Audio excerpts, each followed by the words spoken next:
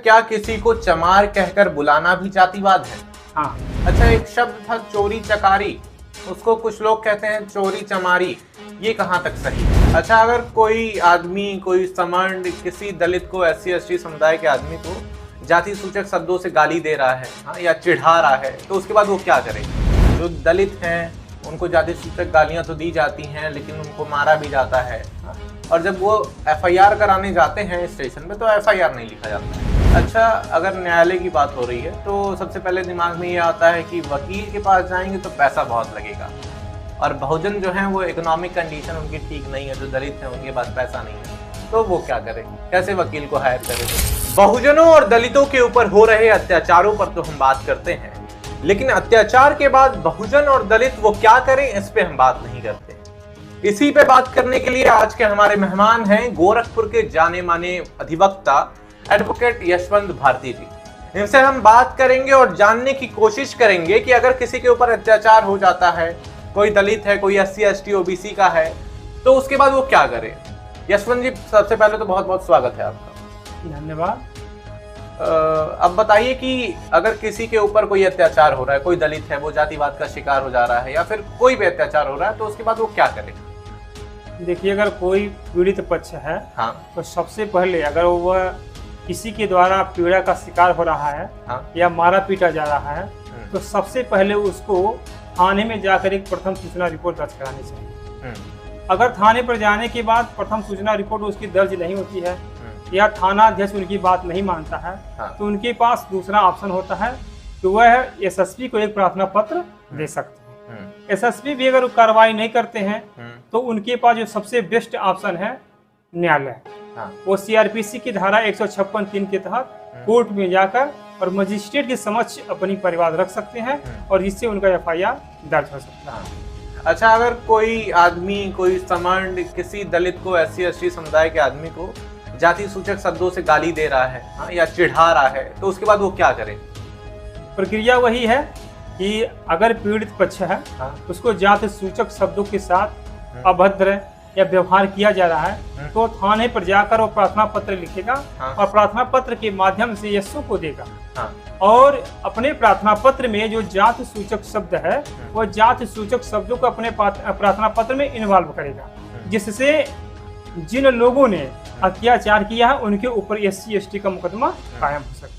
अच्छा, ये भी देखने को मिलता है, कैमरे में आप देखते रहिएगा, कि जो दलित हैं उनको जाति सूचक गालियां तो दी जाती हैं, लेकिन उनको मारा भी जाता है, हाँ?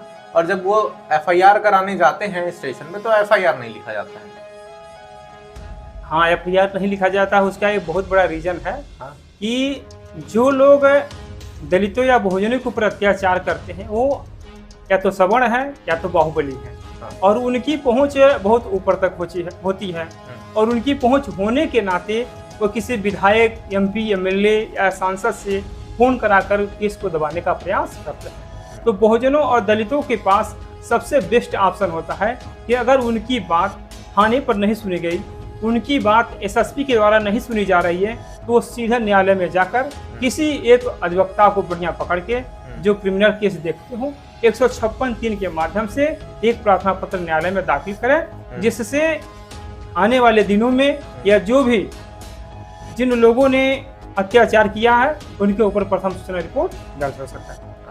अच्छा, अगर न्यायालय की बात हो रही है तो सबसे पहले दिमाग में ये आता है कि वकील के पास जाएंगे तो पैसा बहुत लगेगा, और बहुजन जो हैं वो इकोनॉमिक कंडीशन उनकी ठीक नहीं है, जो दलित हैं उनके पास पैसा नहीं है, तो वो क्या करे, कैसे वकील को हायर करे? वो देखिए, ऐसी कोई बात नहीं है। हाँ, समाज में और अम्बेडकरवादी, बहुजनवादी, हाँ, या दलितवादी तमाम ऐसे अधिवक्ता हैं, हाँ, जो निःशुल्क में काम कर रहे हैं। अच्छा, बशर्ते बात यह है कि जो पीड़ित पक्ष है वह सही जगह अगर पहुंच नहीं पाता है तो वह शिकार हो जाता है।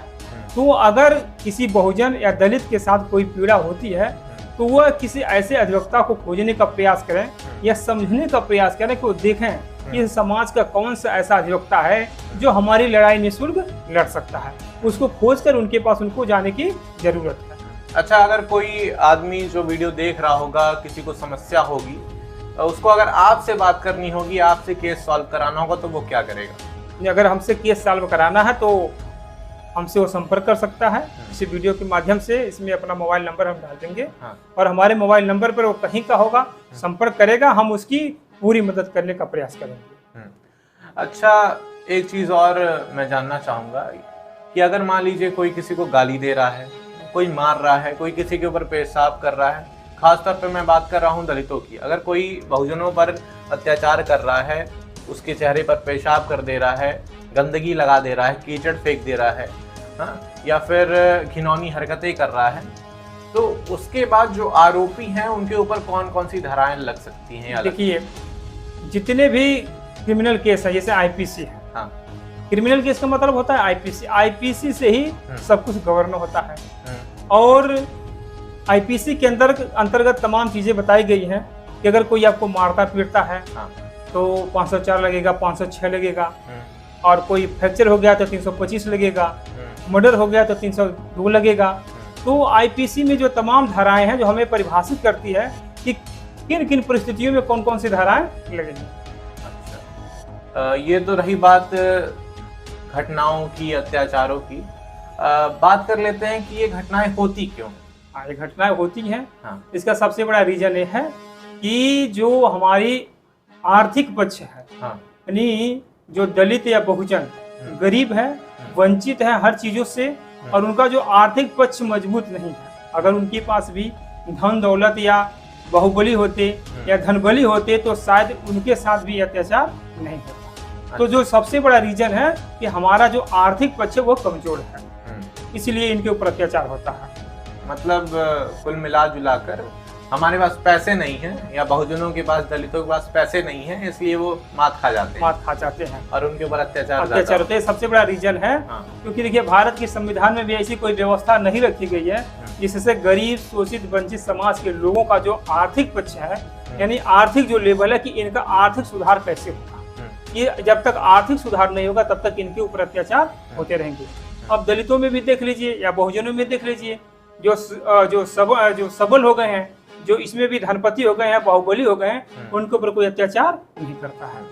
अच्छा, क्या किसी को चमार कहकर बुलाना भी जातिवाद है? हाँ, SC/ST एक्ट को अगर आप पढ़ेंगे, SC/ST एक्ट कानून में प्रावधान दिया गया है कि अगर चमार शब्द के साथ किसी का उद्बोधन करते हैं या बुलाते हैं तो SC/ST एक्ट आपके ऊपर लगेगा। हाँ, क्योंकि ये चमार शब्द एक तरह का वो कानून के द्वारा बाउंड कर दिया गया कि आप चमार कह नहीं सकते। समाज में सुनने को मिलता है, कोई किसी को बोल दे रहा है। अच्छा, एक शब्द था चोरी चकारी, उसको कुछ लोग कहते हैं चोरी चमारी, ये कहाँ तक सही? ये देखिए, ये मुहावरा टाइप का ये प्रचलन में चल रहा है। हाँ। और जबकि ये सही नहीं है। हाँ। और सही इसलिए नहीं है कि कानून के द्वारा चोरी शब्द और जो चमारी शब्द है, चोरी भी देख लीजिए, आईपीसी की धारा 379 में परिभाषित कर दिया गया कि कोई चोरी करता है उसके लिए भी दंड का प्रावधान है। अगर कोई चमार शब्द कहता है तो SC/ST एक्ट में वो प्रावधान दिया गया है। तो उसके ऊपर भी SC/ST एक्ट लगेगा। अच्छा, क्या चोरी चकारी के बजाय चोरी चमारी कहना भी जातिवाद है? क्या उसके ऊपर केस हो सकता है? एकदम चोरी चमारी कहना जातिवाद है। और ये जो चमारी शब्द आता है ये टोटल जात सूचक शब्दों का प्रयोग है, इसलिए उसके ऊपर SC/ST एक्ट लगेगा। ये कहीं ना कहीं चोर को रिलेट कर देते हैं उस जात के लोगों से। ऐसा कुछ है क्या? हाँ, होता है कि आपको कहते हैं चोरी और चमारी, यानी चमार के लोग चोरी करते हैं, इस तरीके की भावना उनके अंदर रहती है। इसलिए ये जो चोरी चमारी जो ये शब्द है ये सही नहीं है, ये संवैधानिक शब्द नहीं है, ये लीगल शब्द नहीं है, इसलिए कानून की दृष्टि में इसको और अपराध माना गया है। मेरे साथ थे वरिष्ठ अधिवक्ता यशवंत भारती जी। इन्होंने बताया कि अगर किसी के ऊपर अत्याचार हो रहा है, किसी के ऊपर जातिवाद हो रहा है, तो सबसे पहले FIR करवाने स्टेशन पहुंचे, अपने नज़दीकी थाने पहुंचे। अगर FIR नहीं होता है तो वो अपने SSP से मिले, SSP को समझाए कि मेरा FIR यहाँ नहीं लिखा जा रहा है। अगर वहाँ पे भी कुछ नहीं हो रहा है तो आप न्यायालय का दरवाज़ा खटखटाएं, किसी वकील से मिले जो आपके समाज का हो, जो अच्छा वकील हो, उससे मिले, और आप वकील के माध्यम से अपने केस को लड़ सकते हैं और अपने ऊपर हुए अत्याचार के खिलाफ आवाज उठा सकते हैं। ये एक रास्ता है अपने ऊपर हो रहे अत्याचारों के खिलाफ लड़ने का और आवाज उठाने का। बहुत बहुत शुक्रिया। मेरा नाम है अर्नब। अगर आप यशवंत जी से कुछ जानना चाहते हैं तो मैं इनका नंबर स्क्रीन पर लिख दूंगा, आप इनसे बात कर सकते हैं। ये गोरखपुर के जाने माने वकील हैं और इन जैसे तमाम केसों को ये सॉल्व करते रहते हैं। बहुत बहुत शुक्रिया। मैं अर्नव। अगर आप इस वीडियो को YouTube पर देख रहे हैं तो हमारे YouTube चैनल को सब्सक्राइब करना ना भूलिएगा। अगर आप इस वीडियो को Facebook पर देख रहे हैं तो हमारे Facebook पेज को लाइक करना ना भूलिए। बहुत शुक्रिया। जय भीम, जय भारत। धन्यवाद।